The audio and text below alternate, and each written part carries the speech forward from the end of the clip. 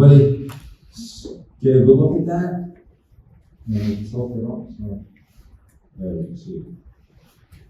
So what Dustin did is he arranged his 5 chips into a little sandwich stack, which happens to agree with the big sandwich stack. So what Dustin is going to do,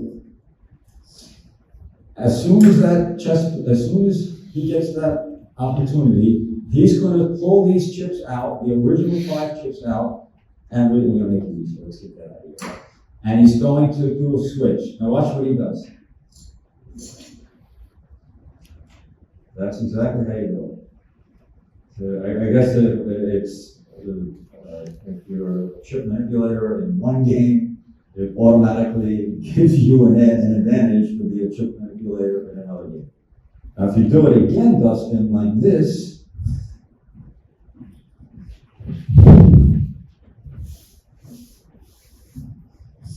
and I'm also out of practice, obviously, but I can still do it. Right? It's just very simple. Oh, not that simple. Well, by the way, the first time I did this, 40-something years ago, and Judith Grass, are you here? First time I ever pass posted a roulette table was in Aruba. Judith is from Aruba. Okay. All you do is this. That's it.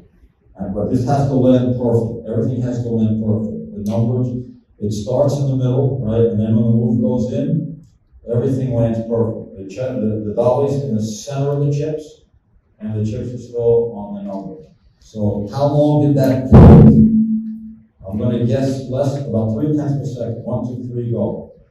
About 0.3 of a second. And now what happens? Dustin did that, and he leaves the table, and he finds a cocktail waitress somewhere, and he dumps those chips on that cocktail waitress's tray, or whatever. Why? Why did he not just keep the chips as a souvenir? Why did he give the chips? What does he want to eventually happen with those chips? Go back to the table. Right? So,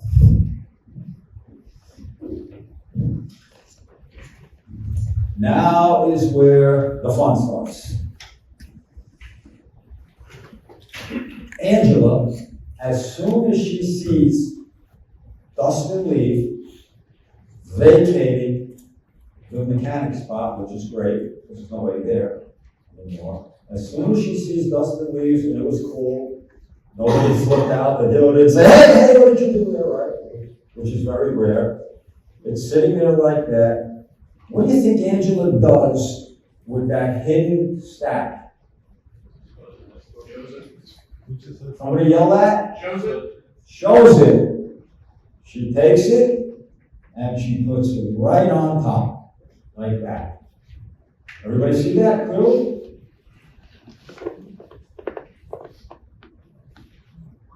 There it is, okay, right on top. And then at that moment, Angela, if you were in a casino, if you were in a casino playing roulette, and you have any rings on? You have a ring on there, right? And you're playing roulette, and in the middle of the game, you notice that this ring is gone. You said no. That ring is gone. What would your reaction be? Panic, flip out. Panic, flip out. Flip out, right? So, in this scenario, your ring is not gone, but you're missing 2 of your $100 chips. You're missing them, they're gone. So instead of flipping out that your ring is gone, you're missing 2 black $100 chips, and you start, there you go. And this is not rehearsed. I told her last night she's going to be my volunteer, but this is not rehearsed. Now, I want you to go into a panic and start saying, oh my God, what am I talking about? I'm missing 2 of my chips. 2 of my black chips are gone. My husband told me, don't bet the blacks. He said, don't bet the blacks. Oh my God, where are they? What are you going to do? I don't have any money left. Did you see where my money went?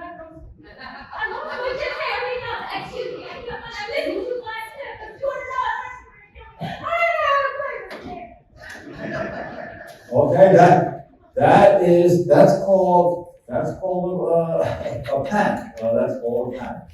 She's missing $200, two black chips, and all the time during this act, those $200 chips are sitting right there. Not those $200 chips, but this sandwich stack is sitting right there. Now, those $200 chips that she's screaming, "Oh my God, where are my $200 chips? Oh my God, he's gonna kill me! He told me not to flex! Oh my God! Oh my God! Oh my God!" Who finds them? The dealer. The dealer. Now, when the dealer finds them, Angela sees, right? Angela, with her eyes, watching the dealer. She's the only thing Angela's watching is the dealer, because we have our own security and surveillance in place on the table. Like I'm in on the move, and right now I'm playing dealer, but I'm in on the move, and my job is surveillance. I'm surveilling the whole thing for our team when I'm out at the table. Because professional casino cheating teams, they have surveillance. I'm not going to say better than you, but I'm going to say they have more to lose than you. If somebody beats you for $7,000, okay, you got beat for $7,000.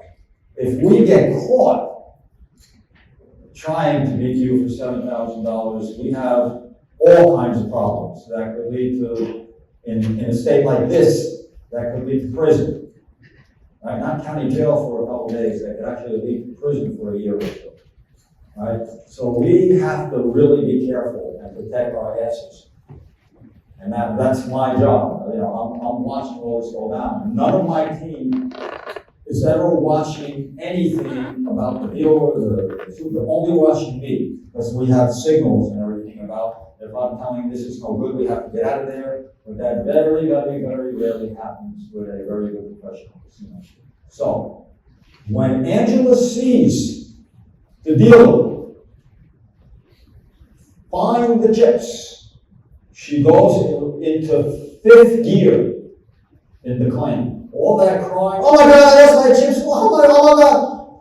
And then she realizes that the dealer saw it, and she erupts, "Angela, you just realized that you have two black chips underneath the dolly, which if you do this right, you're going to get $7,000. And you go, I want you to do this like you're really acting, and you're going to go, "Oh my God, I accidentally bet my two black chips and they won! Oh my God! My husband's going to love me! Oh, maybe I shouldn't tell him I got this extra money. Oh my God, I won! Ah!" Okay? I'm going to go, one, two, three, go! Oh my God! Oh my God! No, okay. I accidentally bet. I gotta say, I accidentally bet. There you go. I can't believe I'm such an airhead. I love it. Airhead. Now, you guys all heard the words in that hysteria. You all heard the words of what she said. "Oh my God, I accidentally bet $200 and it won. My husband this, my husband that," right? Maybe there is no husband, maybe the husband already left before, right? Whatever it was, there's one word in there that is key. Psychologically manipulating your pants off. One word that she said that's devastating. What is that one word that she said? Did anybody say accidentally? Accidentally. You said you're an airhead. Now, let me see. I need one more volunteer to be a pit boss. You look familiar, sir. What is your name? Malcolm Rutherford and me, we don't always see eye to eye. That's why I'm picking him now. Because I would never try to do a move against this guy, because even if he says that move would beat me, he would never say it. Oh, now, now, Malcolm's standing over here. Malcolm's standing over here, and he's the head boss, or he hears the screaming going on, and he comes over, and he sees Angela jumping up and down, oh my God, right? And he's saying to himself, holy shit, I've been playing the horses every day for 35 years, I've been buying lottery tickets every day for 35 years, and I haven't won $1. And this bimbo, all right, excuse the terminology, but in the United States, a lot of men, they might use that word thinking about not a girl that's stupid or unintelligent, just somebody that's an airhead, flighty. And he's thinking, this airhead bets $200 by accident, wins. Accidentally. And I can't win $1 my whole damn life betting. Right? It's not thinking about that was a move. The last thing is mine. Last thing is mine. He just can't believe that this airhead could get so lucky. Now, when I was in this business of cheating casinos, okay, it was like a regular business. I kept books on it. Every move, who the dealer was anybody pick up a phone to call somebody else in the pit? Was surveillance called? That was my job, right? You know, I started as a claimer, a mechanic, I did all that, but then when I had my own team, I was in charge of the team, and my job was to protect everybody on the team. So I had to know what was happening with the personnel. Okay? We did that move. Usually, and here's the killer. Here's the killer.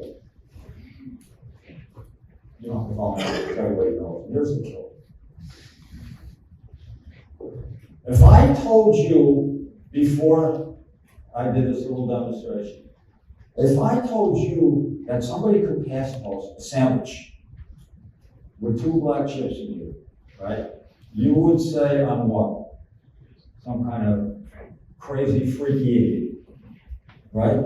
Because normally, pass posters, they hide the black chip underneath to try and make it, maybe you missed it. Maybe you missed it, right? This is what a normal $100 chip pass poster it'll be. It'll be underneath the chips, right? But the psychological maneuvering of this move is so powerful that I'm going to put 2 of them in there. 2 of them in there. I mean, can you imagine the ridiculousness of even trying something like this? Tracy. All right. Glad to finally meet you. Good to see you. Do you know how ridiculous this is? Where's Tim Murphy? Are you in here, Tim?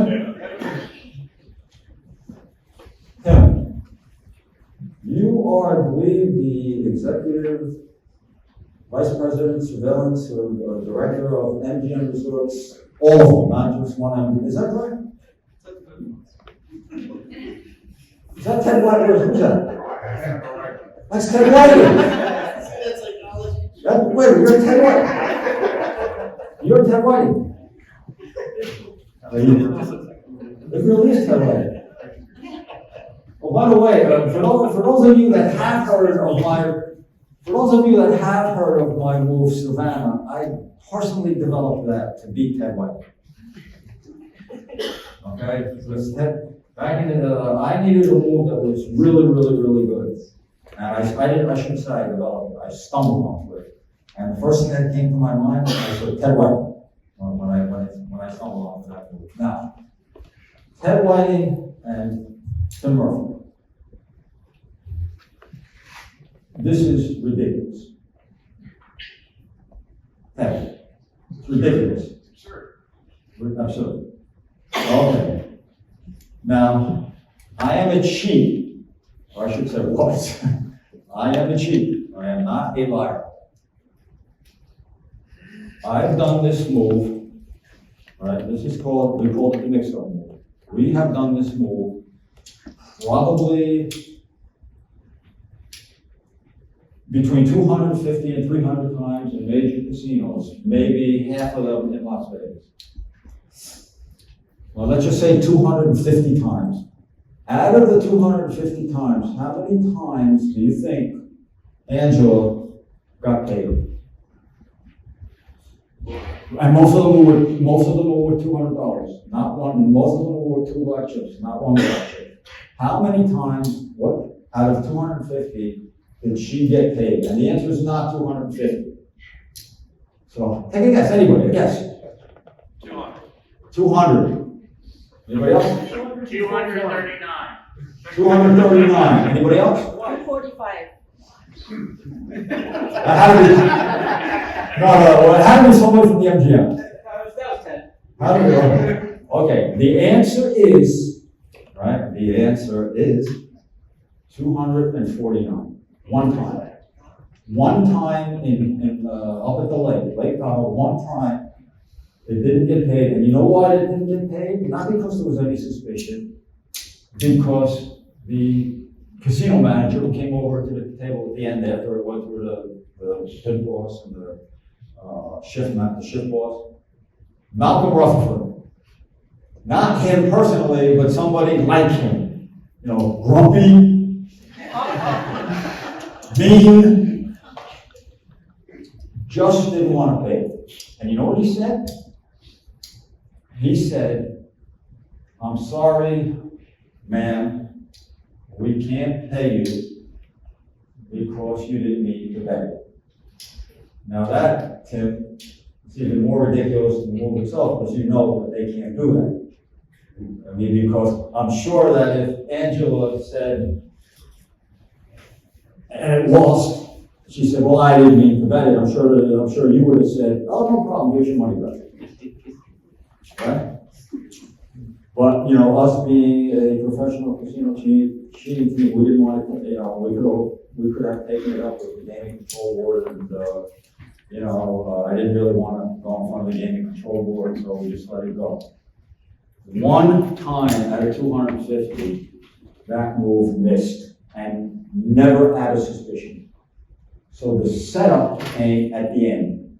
If she did not have that mix-up stack, right? If she did not have that mix-up stack, which psychologically manipulated everybody, it would have gotten, whoever said it, Ted Whiting said 1 out of 250, right? Oh no, I'm sorry, Rick did say it.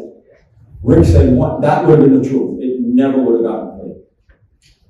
It got paid because of the psychological manipulation. Dawn? Where's Dawn? Oh, there you are. Okay, yeah. Oh, sorry. You look a little bit alike. That's a fact. It never would have gotten paid. So the whole point of my presentation, you know, if somebody went out and did this move right now, I don't want to make any comments what I think would happen. But I just want to show you that no matter, that looks really good. Right? It looked really good. There's no mechanic there. There's nobody near where the move went down. Dustin's already gone. The claimer is an airhead woman, completely away from the bet, from the move, claiming I accidentally bet it. Powerful. I accidentally bet it. You hear somebody say that, you know you're not dealing with a rocket scientist, right? I accidentally bet it and it won. So the point of this whole presentation is simply, no matter how good it looks, it's just another pass box. Okay? Okay, so Jim. Anybody want, quick questions or comments before I turn this back to, Nina and Paul and we get, Dustin up here? Yes, sir. It's a substantial payoff, so I don't understand why we wouldn't call surveillance. See, that's surveillance on foot. All the screening, sighting, all that. So I think But is the call surveillance just a payoff verification or is it for suspicion? Okay, well,